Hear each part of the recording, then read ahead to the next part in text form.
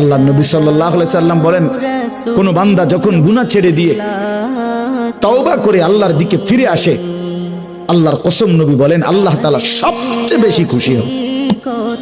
আশাদ্দু ফারাহান, আল্লাহ তাআলা সবচেয়ে বেশি খুশি হয় কখন? বান্দা আল্লাহর দিকে ফিরে আসে যখন।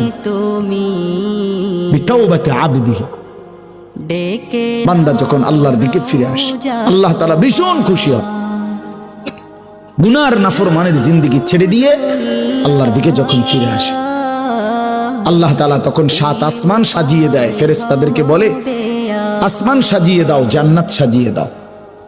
ফেরেশতারা 7 আসমান জান্নাত সাজাইয়া ফেরেশতারা জিজ্ঞেস করে, মাওলা আসমান কেন সাজাইলেন, জান্নাত কেন সাজাইলেন?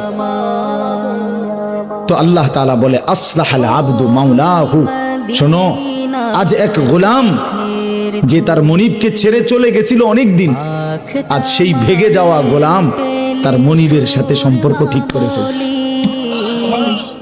আমার এক গোলাম আজ অনেক দিন আমারে ভাইগা গেছিল, সেজদা দেয় নাই, আমার হুকুম মানে নাই, অনেক দিন থেকে আমার থেকে দূরে ছিল, আজ সে আমার কাছে ফিরে আসছে।